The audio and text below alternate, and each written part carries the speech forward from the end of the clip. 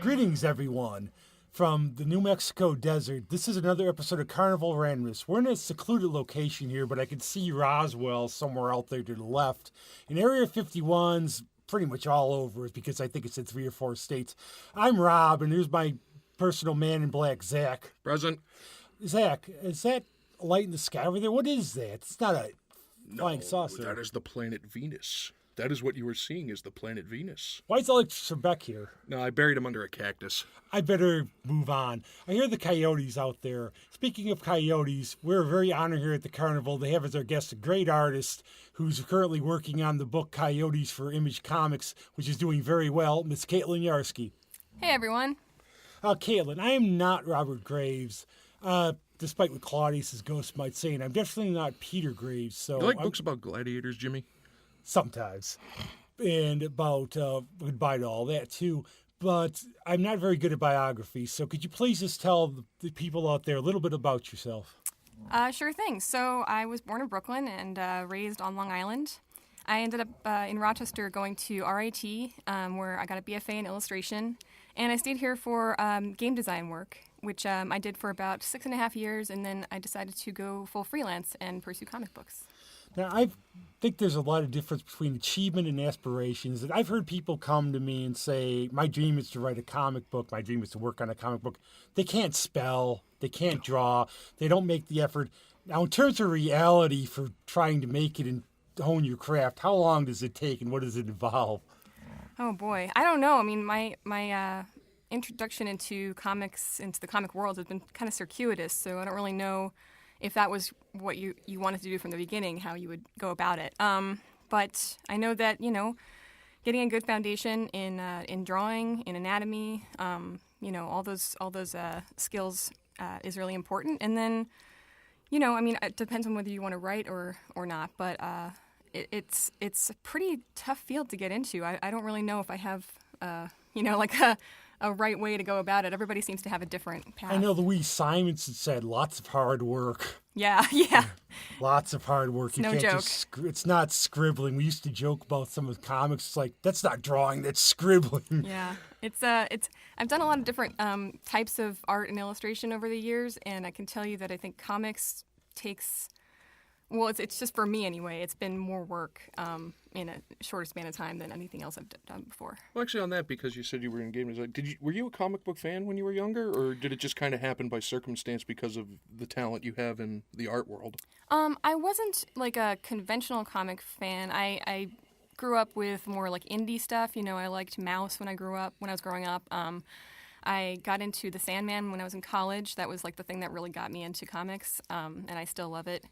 And then slowly kind of dipped my toe in the water and got into like Saga and Low and different things like that. And so it wasn't really like into the traditional comics, the superhero stuff so much as more of the indie world. And I think what I've really seen is the indie comics really have a lot better artwork and a lot more freedom with artwork, because when you're doing a mainstream character, you have a character, and you can't really futz with the character too much. Yeah, that's definitely true. And I think it just gives people, like you said, more freedom to explore different styles, which is really exciting. I love behind-the-scenes thing, and I remember back in the day for Marvel when they had the Marvel method, which was basically the artist would draw the book, put the balloons in, and then the writer would fill them in. So I guess you had to follow the story by the art. How are comics put together now, basically? What's the process? I can only speak to the way that I'm working on it with Sean, which right now I'm doing everything from the pencils and inks to the coloring and the lettering. What happens is between us, like he'll send me a script and I'll kind of look through the script, and it's like any kind of script. I'll go through the words and try to figure out where the best page breaks would be. And then from there, I'd kind of break it down into panels and do like really, really rough sketches and send them over to him, make sure everything feels good, and then. Well, does he offer you any ideas or kind of things of what he wants, or does he leave it all up to you? Sometimes he'll put notes in the script as to like thoughts he has about how something might go, action-wise. But he's really open with me, which is really great. Like he just lets me kind of roll with things, and sometimes if something doesn't feel right, like if he has a suggestion for something visual that isn't really working for me, I'll just send him a message and be like, this isn't quite working. What if we do this instead? And he goes, oh, yeah, let's do that. I feel that with artists, the more freedom you give them, the better results you're going to get. Oh, yeah, absolutely. And I think that's why I love working with Image so much is I feel like they are all about, they're creator-owned and everything, but they're just really about letting people go with their ideas, which is really cool. One thing for me was I noticed you really do everything on the art now. Lettering. How difficult, because my handwriting was once compared to a dead person by a professor, and then another one said, look, I know you know the stuff, but if I can't read it, you're going to flunk. Mm-hmm. So I would... Unless it was a book you really didn't want anybody to read, I wouldn't be a letterer. But does the process really take a long time? You have to be really neat penmanship? Actually, it's not handwritten. So I use a font in Photoshop, and that's how I put it together. And I think that's how a lot of it goes these days. Is it's less handwriting. I mean, sometimes I do hand lettering for like the way the wolves talk and things like that, and for some of the bubbles. I just pulled up the trade that I have that you can get anywhere. Yep. Buy it. It's the only way you can get it. All the issues are sold out, I think, of the comic so far. So the wolves talking here, you actually drew that yourself? Yeah. Ah. Yeah. So that's the stuff that's all hand done, but the rest of it is all a font that I got. So yeah. I mean, there've been some over the years too. There's some characters that are really difficult to draw, like some of them, for example. You've done a lot more than Coyotes. You've come up with a lot of out covers, a lot of other things I've seen. So is there somebody who's been really a challenge to draw for you? It's funny. I think that men are harder for me to draw than women. I don't know. Somehow, I guess just being a woman makes it easier to understand the anatomy better. But it's that's kind of a challenge that I feel like I'm getting better at it slowly because you have to practice as you go and yeah. Well, if you ever drew us, just draw the Juggernaut and the Blob. It would be no problem. But we're here to talk about Coyotes. So could you explain the book a little? How did it come about with you and Sean? Sure. Coyotes is a story about a girl named Red. She's 13 or 14, and her family is killed by these coyotes that turn out to be these sort of werewolves. These men who put on these pelts that turn them into these like women hunting beasts. And so the basic premise is that she joins this kind of girl gang to get revenge. So wondering, because the book really, I think, is very well done. Have you had any feelers for TV or movies or anything for it? Yeah, we have. Can't say too much about it quite yet, but yeah, there's definitely some. I see film or something with it. I really do. No, I definitely do because of the artwork, the premise, because it's not like anything really I've ever read, because it's a mix of a couple different mythologies. Mm-hmm. You have the lycanthropy. If I butchered that, sorry, Internet. You have a little touch of Greek mythology. And Ovid. If you ever read Metamorphoses, Lucan, that's where the werewolf legend came from, I think. Really? I didn't know that. And Shakespeare, too. I mean, Shakespeare ripped off Ovid. You have to read that. He really did. It's one of my favorite books. Mm-hmm. Well, in the process, the one thing I want to know, and a friend of mine actually wanted to know, give or take roughly, how long does it take you to draw the art for an issue?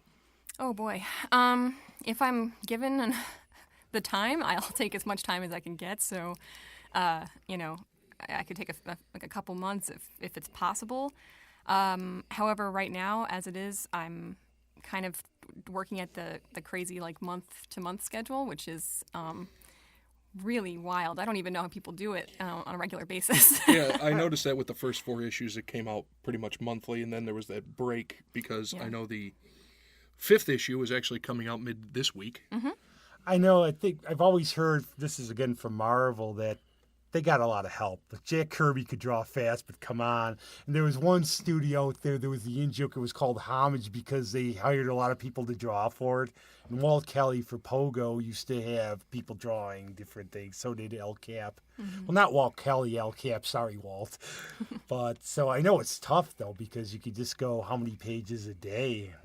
Yeah, it's. I'm trying to do a page a day right now as far as the inking goes. So the first arc, I actually had way more time because it was before anything was picked up or anything. So we had all the time in the world to come up with the first, arc. Well, now it's sort of, how many printings is it in now? 4? I think. I'm not sure. I think the last I saw, the issue 1, I think, had gone to 4th or maybe 5th printing. So it's selling really fast. I know when I got the first issue, I got the last one. It's exciting. So it's great though. It's great. Now, what are some of the other projects you've worked on? As far as comics, this is my first published comic. So I did a couple other work for hire comic projects, but they haven't been published. And then before that, I did mural for Wall Therapy in Rochester. And before that, I was just doing my own kind of fine art work. I noticed a lot of comic artists, like Neil Adams was one, a lot of them, Jim Steranko, went into like doing advertising art, so it seems like it's related a little bit. Yeah, I could see that. I mean, definitely all the commercial art, illustration work can be moved from, place to Well, place. you're really a polymath sort of anyways, because I know you've been involved in music a lot, if you want to talk about that a little. Sure, yeah. I mean, it's something I really love being a part of, and there's a great music community in Rochester, so yeah, I play violin and I sing a little bit and play in a few different Do you have groups. time to do that still at all? Not right now so much. I am in a band called The Incantations, which is really fun. So we play like a couple times a month here and there. And then there's a band called Auld Lang Syne that I really love and occasionally play with. Yeah, I admit I'm a big fan of theirs. I've seen Caitlin play, and it was really, really good. And the devil went out to Georgia, would not want to challenge her for violin. I tell you, it's really good music, and it's just, I can't really describe it either. It's sort of a mix of a lot of stuff, sort of like us. Thanks. Yeah, I mean, Auld Lang Syne, they're brilliant. I mean, they're very like melancholy kind of singer-songwriter type music, it's really beautiful. Yeah, it is. It really is. Check it out sometime if you can ever find a copy of this stuff. It's around. They actually named a holiday after New Year's Eve. Yep. So make sure you do that. But you've traveled a lot, though, too, haven't you? Yeah, the last few years I've been kind of doing the digital nomad thing. I lived in New Orleans for a little while, and then I lived in Thailand for about 4 months, and then came back and lived in Greenpoint, Brooklyn for about a year, and then now I'm back. How was Thailand? One of my friends wanted to move to Thailand because he said it was really cheap. It is really cheap and really safe. I mean, depending on where you are. But I was in Chiang Mai, which is north in the mountains, and it's a great city, and it's all hooked up. It's got Wi-Fi and everything, and it's really, if you're on a budget and you want to travel someplace exotic, I'd definitely recommend My it. one fear is called snakes, and I heard there was one there called the drop and fall because you get bit, you drop and you fall. And I admit that I'm just a little paranoid of things like that. I know I have friends that live in Australia, which I would never live to. Yeah. It's like, okay, go outside and die. Australia has like all the super killer versions of everything. Well, no, Australia, the spiders and everything actually have life bars, so... Yeah. There was a snake.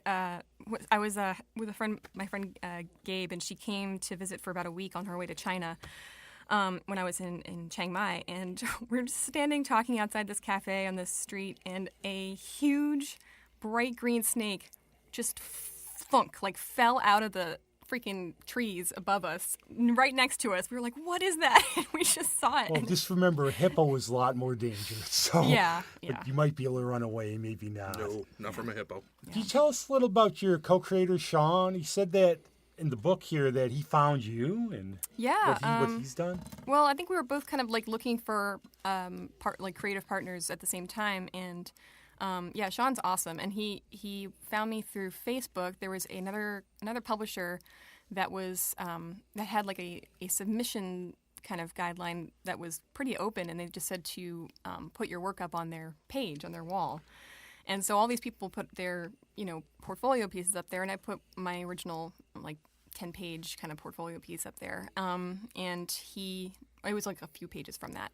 So he was looking through all the art there, and he stopped at mine, and then he sent me an email. So. Yeah, Neil Gaiman, if you're listening, hire her. Please. I love Sandman. I think what he did too is he always say different artists, so you'd be perfect. Man, Sandman was just nuts. I would die to work on Sandman. I should have worn my shirt today, but I have people they look at me when I'm out there. Hey, it's Sandman. It's like the tarot cards. Even I was part of Magian Line, which is a fan letter that started with Sandman. I have a letter published in there if you ever want to see it. Oh, cool. So, but I just love that book. Was amazing, and I guess when you have that as an influence, you can just. Oh yeah. I loved Jill Thompson's art on In Brief Lives. Yeah. That was a really great. And I got to meet her at C2E2 this year. I love her. She's very big on wrestler Matt Hardy, though. She has a crush on him. Oh, yeah? She does, because she talks about that. And she did Scary Godmother. Oh, yeah. Which is another book that's really good. I think she's married to Brian Azzarello, too, the writer. Oh, maybe. really? Yeah. Oh. These days, I don't know if I should say that, because you never know. But, Right. Oh, great! Now we're gonna get letters. but I mean, Death. Everybody was like Death, and I guess Neil based her on his friend Cinnamon. His friend Cinnamon? Yeah. That's a great name. And I guess, unfortunately, though, I read something. I think earlier this year she passed away. Oh.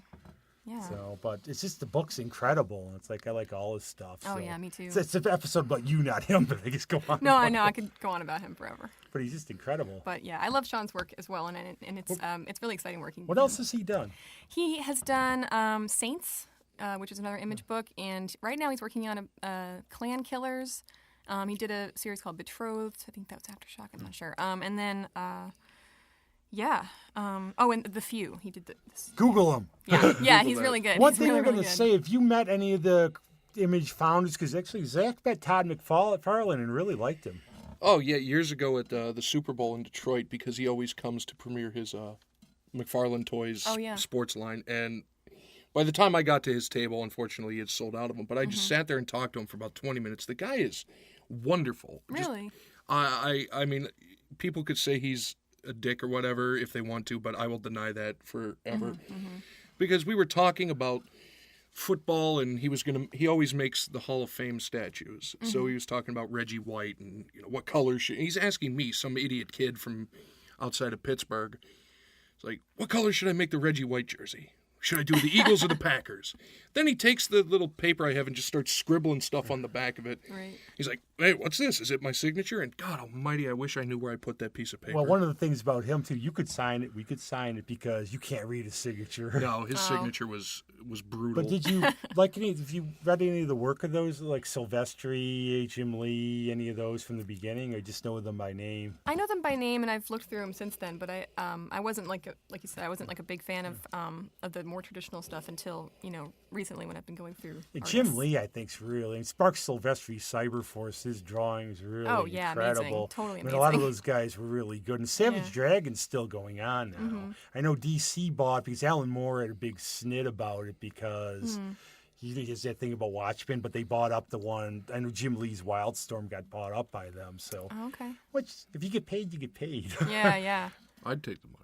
Well, actually, I'm curious, because you said when he found you, what did you think when he originally sent you the script for Coyotes, or his idea, I guess? I don't know if it was a script then. Yeah, I mean, it definitely clicked. And occasionally you'll get other emails, asking about working on stuff, and it's not usually the right fit. Like a thanks but no thanks kind of deal. Yeah. But this was different, and I kind of just felt like it was the right move for sure. I thought about asking you if you do my book, Kumquat Man. But I just ignore it if I ever get the thing. It's like, quality better. It's like, no. Well, it's just hard because it takes up so much of your time that you kind of have to be really, really judicious about which projects you pick. It's amazing now, too, because I know, remember CrossGen Comics at all? It came out. You had to work. It was the old school way of doing it. You had to work in-house in Florida. Now he can be wherever he lives. You can be here. Because I know, going back to Neil, now he lives in Minnesota. He would send the script out to England. Yeah. It's amazing how you do it now. You just fax it out and have it all planned like that. Yeah, it's just all through email and everything. And I feel like we're like really good friends now, but we've only met like 4 times. I know. It's like one of those things. It's like one of those movies with Tom Hanks and Meg Ryan or something. Right. One of the things, and I hate asking these kind of questions, but I really love comics. I've been involved with them for decades. And some stuff has come out recently, like about a certain editor at DC and a lot of these others. And it used to be an old boys network. There's a lot of really, really great female talent. I mentioned Jill Thompson, Colleen Doran, Louise Simonson. And one of the problems is like harassment. And I guess like there's a problem at DC now. In your experience, have you seen any of that old boys horrible stuff, or has it been pretty good? It's actually been great. I haven't had any kind of negative reactions really to. That's great. Yeah, maybe in the indies like that, it's a little more, because I've heard, and it's like some people, again, it's like how coming out in Hollywood. No, No, not this guy. But Yeah. you have to go where the truth lies. I think with someplace. the more like old school, comic world, that's more prevalent. But like it's a shame too, because like the girl who played Rose in Star Wars like had to shut down her Twitter account because she was getting so much harassment. Yeah, it's unfortunately, and I say this too. Unfortunately, it's a paradise for some of those people now because of the online thing where like somebody couldn't come up now, because even like I've gotten things online that's look at me. Come on. Yeah. That's why we do podcasts. We're not on TV. And here to make use of our explicit rating, you get a lot of Tommy Toughnuts out there, Yeah. who like to hide behind a keyboard. Yeah. And it's sad because, granted, the internet is wonderful. It gives us a lot more information, but it also lets people be assholes a lot more. Yeah. It does. So there, you said asshole. Exactly. Now we're worth our explicit rating. Yeah, we had to do that for one thing. They make you go through all that stuff. So, Oh, really? Yeah. Yeah. So are there any? I really like Art Spiegelman too, and Mouse. Oh, yeah. And get him to do an autograph for you because he'll do a little mouse with a cigarette. Oh, really? But in terms of other like indies and graphic novels, what do you like? Well, I really like Greg Tocchini. I'm mostly I try to follow artists that I really like. So right now I'm following like on like Instagram and everything like Pepe Larraz and Matteo Scalera and Ian McHugh. I really love Ian McHugh. So yeah, Carla Ortiz. She's not a comic person, but I didn't really I wasn't. I'm still kind of educating myself in the comic world. So Carla Ortiz is like a concept artist and fine artist, and she's really amazing. She's done magic cards. She's done concept art for Black Panther. Yeah. Are you into how is game designing? Because I think we're probably going to talk about that eventually, and I honestly am pretty clueless. So there's how gonna, is there's it? going to be a war when it comes to magic. I'm just going to say that. Oh yeah. Yeah. Well, game design wise, I was working on like mobile games for kids. Stuff for Nickelodeon through the company I was working with, and some Disney and things like that. And it was really fun. It was a great experience. I just realized it wasn't quite like my passion, it is for a lot of people and for a lot of people that were working with me. And it's an amazing field, but yeah, it was just something I felt like comics was more of for me, like, it had so much freedom in the creative side of things. You could just do anything. There's no limit. Well, I've always said sometimes, and I'll make fun of some people here. Like I'll see somebody. My dad watches polka shows, so we're watching Jimmy Stewart. He had a guy on from The Voice, and the guy did a song, and he had technically great vocals, but there was no feel to it. And I prefer like a Tom Waits or a Ray Davies, but there's a passion to this book. There's really something more than just you pick it up. It's like, oh, it's just a bunch of pictures, and it's like you could tell both of you really are into it. Oh, I'm glad. Thank you. Yeah, I feel like that's the thing with comics is you have to be really into it to do it as well as you can, because otherwise you're gonna feel it. That if you don't Well, I know care. one thing. It's got to be really good creating your own characters, but I know Zach was interested in this, so he can ask you about in terms of like characters, what you'd want to ever. Yeah, if you could do a fantasy drawing from any company, any character, who would you most want to draw, and maybe what would you do with them if you didn't like the particular storyline? What direction would you take them in? Ooh, what do you mean if I didn't like the storyline? Well, like, because just throwing out an example, Wonder Woman has had some pretty sketchy storylines. Not Greg Rucka, though. No, not Rucka's. His was fantastic, but I know there was some when she was a waitress in a diner under the name Diana Prince. Mm-hmm.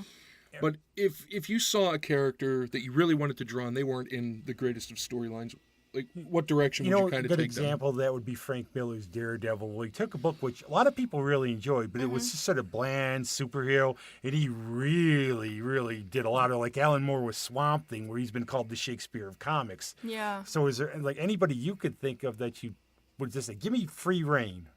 I don't know. I really feel like if I could draw like Delirium or Death or something, that would be like the dream. But I can't imagine a storyline that wouldn't be awesome with that. So I don't know if I have any characters that I would want to revamp in I any could way. get me as writer, and it won't be awesome. Yeah. Oh, good Lord. But I couldn't think so. And I used to go around with Delirium just acting like her, just making all the weird phrases and everything. Yeah. She's Or got some disturbing The dialogue. thing was, for years, too, they were going to supposedly have a Sandman movie. Now, this would have been, because what Neil said was Daniel Day-Lewis he wanted for Morpheus. Really? And how can you do better than that? He'll be back. But I was thinking Benedict Cumberbatch would be a cool looking Sandman. You know what? Now that you mention that, Right? I'd buy that. I I'd buy definitely that for would. You know $1. who he said for Desire? He said Annie Lennox. Oh, that would be perfect. Well, that's man. Neil. Annie Lennox. But I Yeah. guess he scripted a death movie. And he said it's because he did. If you saw Mirror Mask, I liked it. I love Mirror I Mask. loved it. What I call it is the dark version of the Dark Crystal. Yeah. But I loved it, and I would take friends to go see it at the Yeah. Little, and they'd be, "What the heck is this?" I mean, it was weird and it had its flaws, but it was so unusual and really I interesting. loved it though. I Yeah. just thought that I liked just about everything he's done there again. So see, we'll bring him on with you sometime. Well, I did an internship with Jim Henson for like a summer when I was like 21 or so. Really? Yeah, and Wow. I was just geeking out so hard. I mean, they had Skeksis there, and like in my office, in the office that I was, or like outside the office was like right next to my desk was like the guy Valentine's mask and like the Mirror Mask Queen, like her dress and everything. Oh man, I'm gonna I'd watch that tonight I'd have again. been I own it. freaking out. I was totally freaking out. Yeah. I have this horrible memory of Jim Henson though, because I remember on the day of our senior ball in college, he himself, Jim Henson, and Sammy Davis Jr. passed away. We heard about it in the car, and it was sad reading his biography about how he didn't get checked in. But did you ever meet Frank Oz or any of them? No, I never did. It was the kind of a time. It was a kind of a lull time for Jim Henson. It was kind of like, you remember the one of the newer movies, the one that had Steve. What am I thinking of? Oh, it was like the Muppet of a Man song. You know that one? Yeah. So where they like went to visit the studios and everything was like cobwebs and like creepy and stuff. It was a little bit like that. It was like, where is everybody? But I know it's rebounded a lot. It's like, so. I'm Kermit the Frog, and our guest this week on the Muppet Show is Caitlin Yarsky. Yay! I still love that show. It's like comfort food. Oh, it really definitely. is. I never saw the new one. I actually did. Did you ever see the revamp of the Muppet Show? No. They were kind of running it as like a talk show where Miss Piggy was the host, Kermit was the beaten down producer, and it was interesting. It only went one season and then they canned it, but Oh, really? I enjoyed it for what it was because it took all the old school Muppets that we grew up with, put them in a different light, Yeah. and it was definitely entertaining because it really let him do, and especially in this day and age, it let him do a lot more. Because the bear kept making jokes about the Revenant. It's like, I swear to God, if one more person makes a Revenant joke, I'm going to eat them. Wow. Sometimes I think we're like the two judges on there a little bit, but we'd have to be like Ramada and Hilton so we don't get sued. Oh, no, I'd rather get sued by Henson than Ramada and Hilton. This podcast was terrible, terrible, terrible. Well, let's not go that far. They have the Swedish chef on or whatever like he that was- sometimes. We'd have to be the Finnish Chase the chef. chicken or the Finnish around or cook. something. I grew up more with the Sesame Street Muppets. I used to watch there was them in the electric company was Spider-Man. Morgan Freeman was on the show, and I never even remember. I don't know if he Oh, was the so many people. Yeah. Oh, an electric company? Yeah. Yeah. And then the Snuffleupagus. Used to always watch PBS like that. Oh yeah, definitely. But Muppetry, it's different than puppetry, isn't it, too? It's like you have to go on the bottom and sort of... I think so. Yeah. Yeah. How dare you? I barely know you, sir. They do that, though. They don't just use the strings or anything they have to I know. use. Yeah. The guy in Big Bird and whatnot. But I think Frank Oz got all snitty about, like, the new Star Wars movies. Doesn't want to do them or anything. Yeah, I've heard, unfortunately, he is not the easiest person in the world to get along with. But I just remember him from the Blues Brothers. One soil. One unused prophylactic, one soiled. He's directed a lot of stuff, though, No, he too. did. So one thing we always like to ask on here, too, is you probably do a lot of interviews and everything. What's something you'd like to be asked or something people don't know about you that would be interesting? Ooh. Wow, I really don't know the answer to that. It's we've been talking about music, which is always fun to talk about. So I don't know. That's why, honestly, the way I think more of you in music is that's where I saw you play and everything all those years. Right. That's like, wow, you do everything.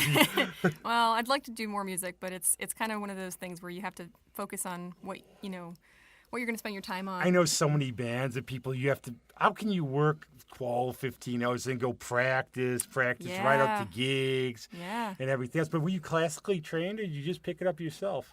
No, I mean, I played violin from when I was like 8 until through high school and everything, and it was but it was all like, public education, kind of like, so you learn some, but not quite as much as you might like to. And then I didn't learn anything about improvising until after college when I met all these awesome musicians here who were super inclusive and just were like, "Oh, come over and jam." It's the way, too, isn't it, where it's like you learn from other people, too, the collaboration, where you add something. It's like, I can't do this person can do this, they can't do that, I can do that, and everything. Yeah, and sometimes I miss sheet music because it's like, it's not that it's easier, but it's just, it's a different part of your brain working, and it's really fun to just like try to challenge yourself with the improv, though. I watched that at the RPO sometime while turning the sheet and waiting for like a wind from the air conditioner to blow it or something. You better remember it. Actually, that's the one thing my dad said. He was as he calls himself, sorry, Dad, a hack musician.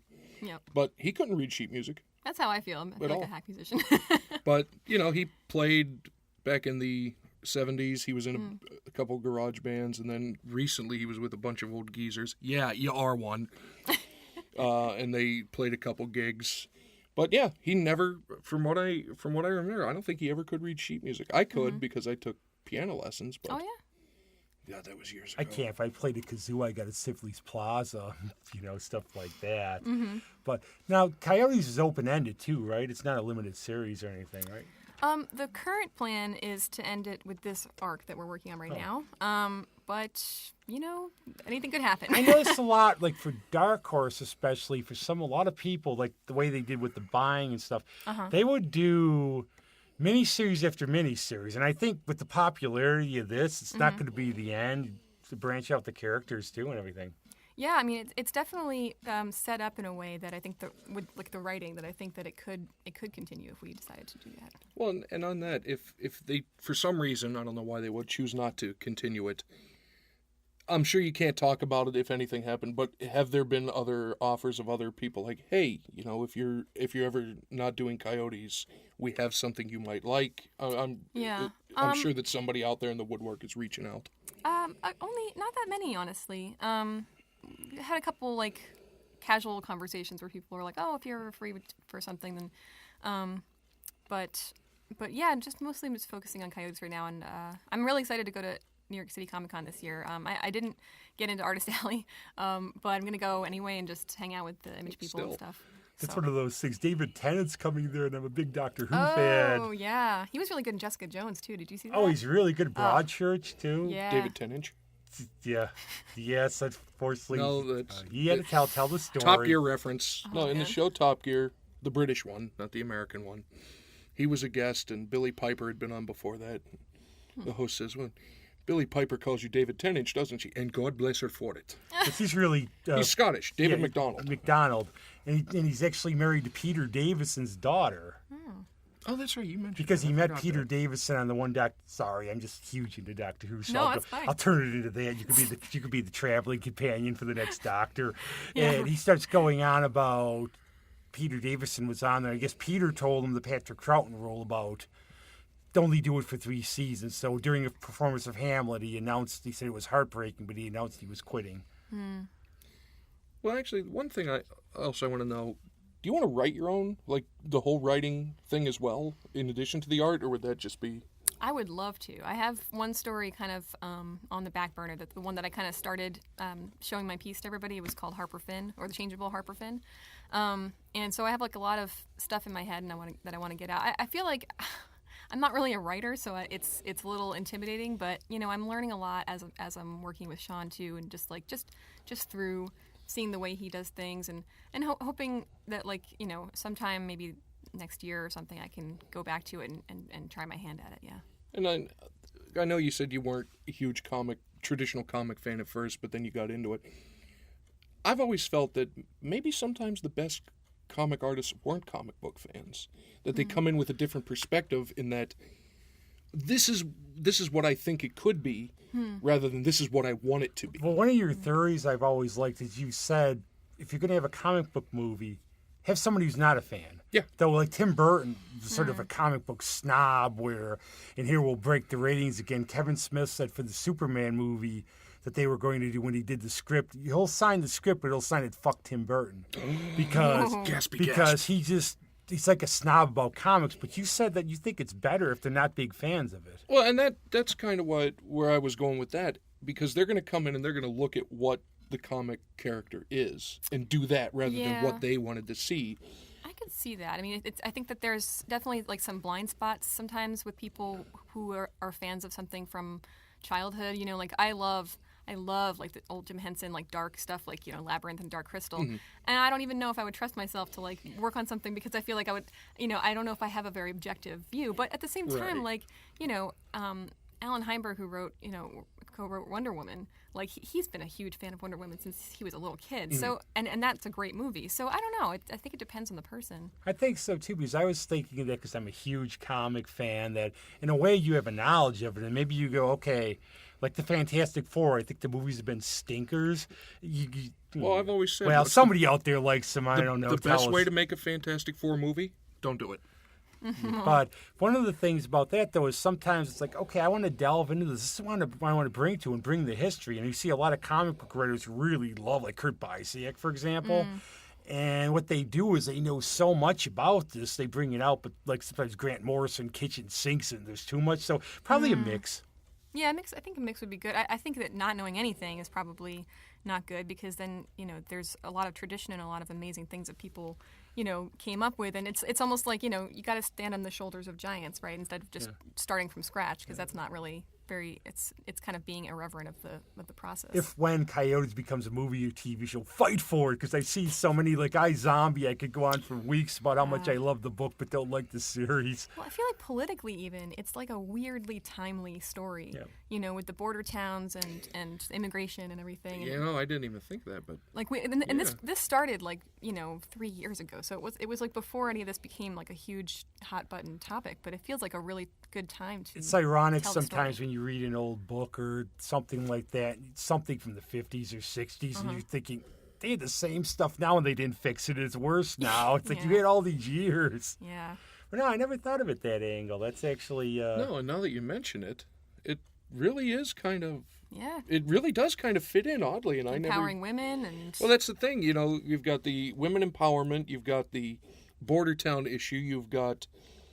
Yeah, you know, toxic masculinity corruption in the police departments, and it could definitely fit in pretty much anywhere. Only problem I always have with that is the people who should be reading it won't because they'll stick there because they're not going to learn. You're preaching to the converted a lot of times because we're like, oh yeah, it's good, but they're like, you know, get in the kitchen, like get away from me. Right. Yeah, I don't know how to reach those people, honestly. It's like you just get them out of your life, basically. Just go on doing what you do and try to live a better life than them or something. Because I see the protesters for some things that go, you don't have better... I wish I had time to hold a funny sign up or something. Yeah, I mean, some people have really... I've been listening to a lot of podcasts about stuff like this where there are some people who have ways of talking to the other side and in a way that lets that person feel... if not respected, at least listened to, and then people change from there. Like there was this guy who, like years ago, he started doing this. He was a black man who started befriending members of the KKK. Did you hear about this? Yeah, I heard about this. It was amazing because I was like, I don't know if I could ever you know, like have a civil conversation, and he was doing it, and he was getting their attention, and I think a lot of those people had never made friends or even hung out with a black person before, and so he was like kind of infiltrating and showing, you know, that I guess just like slowly changing their preconceptions. And he actually did. He swayed a couple people really 1% at a about time. that. And if a black man can It's sway the amazing. mind of a Klansman, And he did. He got people like gave them their hoods and cloaks and stuff, and like they were done. Yeah. I think the way to do it a lot of times is just when you treat people as individuals, because you can do that evil group, but when you meet someone, you go, but I was really bad with the KKK. I wasn't like him because I saw them in an airport in Georgia, and when you see them in person, I'm trying not to laugh. And I just went up to one and I said, how do you keep your white shirts white? Well, not everybody has the patience of that guy, I don't think. But No. Well, I know they there was a rally in Pittsburgh several years ago, and they had all the police lined up just in case anything happened. You know what happened? Nobody showed up. Really? Nobody came and gave them any press. That's So great. they, Great. They were, from what I understand, they were basically standing on steps preaching to nobody. Yeah, except the cars driving by in their normal traffic. I was with my family like this last week, and we were, you know, my dad was talking about how frustrating it is that, you know, they're covering Right, I think it's either today or tomorrow that there's some kind of like alt-right national like white supremacist thing going on in D.C. and they're giving them like the city's giving them like extra subway cars to like protect them or something, and they're just covering this so hard. That's the thing. If they want it to go away, don't give them press attention. coverage. No, I know. It's like the whole national anthem controversy. Right? Yeah. If you want it to stop, ignore it. As we It'll say, go we away. are random, but we'll go back to comic books now. Yeah. Is there a favorite character you like drawing in this book? Oh yeah, Abuela. I mean, there are You know, a bunch of them. I was thinking that because you get this. All right, spoiler alert, but you're going to go buy the book anyway. Yes, It's you this are buying it. badass old lady who parkours off of walls, chewing on a cigar, and has this, I don't even know what the hell it is, like a gigantic rocket launcher Yeah. that she pulls out of a bookshelf. But she is just, she's quality. She's really fun. I Thanks. admit it, I have no artistic talent, but I would like to draw the Coyotes, the werewolves, because I'd name one after my dog. Aw. Yeah. All she would do is you would fall over, That's the basically. thing. Your but- dog, my dog, they would basically just, as you're running away from the other ones, they would trip over them.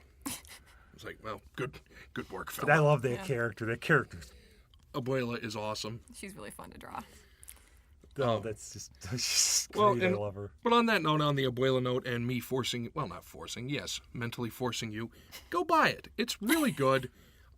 You can get the trade off of Amazon. Issue 5 comes out the middle of this week. Mm-hmm. If they want to follow you, where do they find you, social media wise, or? I'm all over the place. So I'm on Instagram, just Caitlin Yarsky, I believe is my handle. And then I think Yarsky with 3 R's, YARRRSKY, is my handle for Twitter.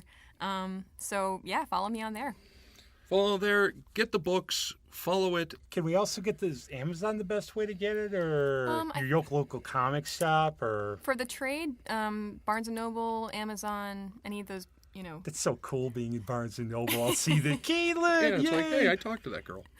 It's really surreal. I mean, this is like my first published book, so I don't Actually, know how this. on that note, what was it like the first time you saw it in a store? If you saw it in a store, like a book with your name on it that you had. You've always heard that thing about the musician hearing the song on the radio. What was that like, seeing it in the store? Yeah, I actually haven't seen it. I haven't gone to a Barnes & Noble anytime. You have to recently. do this. Go to the Barnes & Noble. Somebody's looking around there. Pull it out. Say, have you read this? Yeah. Oh, by the way. Yeah, it's. I think what blew my mind the most was when a friend of mine who's living in Manila, I think in the Philippines, found a copy of like an issue like at his local comic book store, and I was just like, whoa. That's pretty weird. They're amazing. When I was in Warsaw, I saw copies of Batman in like stores, and I'm looking at it going, Wow. it's amazing. It's worldwide. It really is. And these days, it's so easy to be. It's all over the place now. Mm-hmm. It's not where in the day it'd be local here, nobody would know about it. Yeah. Well, and that's what it is. I was actually perusing Image's site under your creator page, and you can get them online. You can get the Kindle, Kindle versions. Oh yeah. Mm-hmm. Electronic versions. You can get them. You can still, from what it looks like you may be able to order print of the back issues. I think so. Yeah. Yep. It's one thing I have to ask, and I'm sort of alluded like that a little. A lot of my friends are going to reading books online. Do you still prefer the paper and everything to read, or you do the e-books and all that kind of stuff? No, I prefer paper for sure. For like novels and things, I tend to go audiobook because I'm constantly drawing. So it's I have to listen to stuff more. Well, there's a little squiggle here. You were reading while you were doing this, right? Yep. Well, I don't know. Rob, you have anything else? Caitlin, any parting words? Anything you would like to... You have a platform. What's on your brain? What would you like the world to know?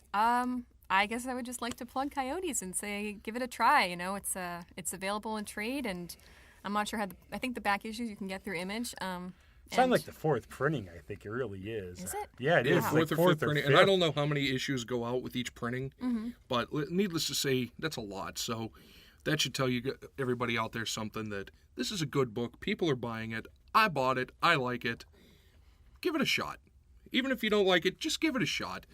You might, and I'll bet you the artwork, and once, I think it's issue 3, or the end of issue 2 where Abuela comes in. Yep. Mm-hmm. Get to that point, you'll see exactly what I'm talking about and notice that I, if anything, undersold it. I heard we actually have a real sponsor. Yeah, my God. So, in case you people didn't notice, the last 2 weeks, I've made up the sponsors. But we actually have a real-life legitimate sponsor from an actual person. It's Upsitnik & Associate, attorneys at law, fighting for you, the people, for over 40 years, from the Supreme Court to Alaska, all points in between. Check them out on Facebook or their website, upsitnikslaw.com. I run the Facebook page. I know them. Basically, even if you're not, they're based in the Pittsburgh area. If you're not in Pittsburgh, just reach out. They'll give you not free advice. He gives me free advice. And because we had a real sponsor, we had to get rid of our other sponsor who might not be so real. Cowlick Ice Cream. When you lick it, your taste buds will go moo, and it will want to jump over the moon. So it's really good. But again, buy the book. It's out there. It's great. It's really great. Send us feedback on it. Say you bought it. You will not regret it. And issue 5 on Wednesday. Issue 5 is coming out on Wednesday, so get it now. It might be sold out. When I got the first issue, I got the last 2, so haha. So there. But this has been very fun. Thank you very much to Caitlin Yarsky. Oh, that was thank awesome. you so much And for having for Zach, for me, who I'm still Rob. Good night. Auf Wiedersehen, Gesundheit. Bad bye, everybody.